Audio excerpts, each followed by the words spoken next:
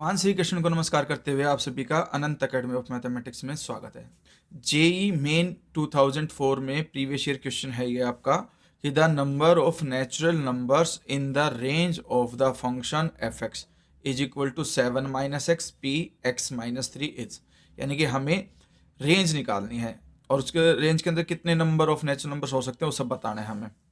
तो इसमें हमारे पास सबसे पहले तो ना परमुटेशंस की कुछ प्रॉपर्टीज हैं जो आपको ध्यान रखनी है।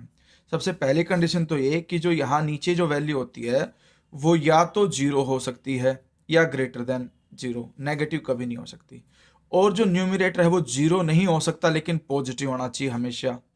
इसके अलावा जो 7 माइनस एक्स है वो हमेशा आपका ग्रेटर देन और इक्वल टू एक्स माइनस 3, क्योंकि एन पी आर में एन हमेशा आर के इक्वल होगा या उससे बड़ा होगा, आर से लेस कभी नहीं होता।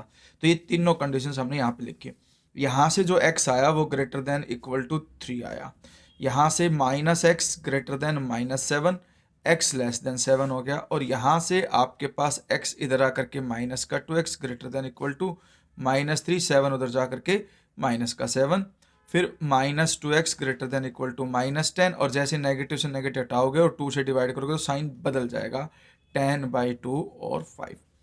अब यहाँ पर देखिए कि भाई आपके पास एक तो कंडीशन ये होनी चाहिए कि x जो है वो 3 के इक्वल हो सकता है, क्योंकि जो 3 है वो 5 से भी छोटा है और 7 से भी छोटा है।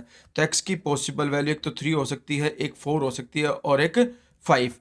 ये तीन वैल्यू ऐसी जो इन तीनों कंडीशंस को सेटिस्फाई करती हैं, ठीक है, क्योंकि 5 के इक्वल भी हम x को ले सकते हैं। तो डोमेन ऑफ f जो है वो आ गई आपके पास 3, 4, 5, लेकिन हमें तो रेंज की पूछी गई है। तो रेंज ऑफ f क्या बनेगी उसे ध्यान से देखिए। Range of f x is equal to f के अंदर 3 पुट करोगे, एफ के अंदर 4 पुट करोगे और एफ के अंदर 5 पुट करोगे, जो फंक्शन है मेन। यानी कि आपके पास जो 7 माइनस एक्स है उसमें x की वैल्यू 3 पुट करो, तो 7 माइनस 3 4 p, 3 माइनस 3 0। एक तो ये कंडीशन, फिर 4 पुट करोगे तो 7 माइनस 4 ऊपर 3 p, यहाँ पर 4 माइनस 3 1, और 5 पुट करोगे तो 7 माइनस 5 2 p और 5 माइनस 3 2p 2। तो आपके पास क्या आ जाएगा, ये 4p 0 आपके पास 1 होता है, क्योंकि ये कंडीशन आपके पास 1 आ जाएगी। अब 3p1 फॉर्मूला क्या होता है npr का, याद रखना हमेशा, n फैक्टोरियल डिवाइड में n माइनस आर फैक्टोरियल। तो यहाँ पर 3 फैक्टोरियल डिवाइड में 3 माइनस 1 2 फैक्टोरियल। तो ये आ जाएगा आपके पास 3 into 2 factorial divided by 2 factorial, cut के ये वैल्यू 3 आ गई।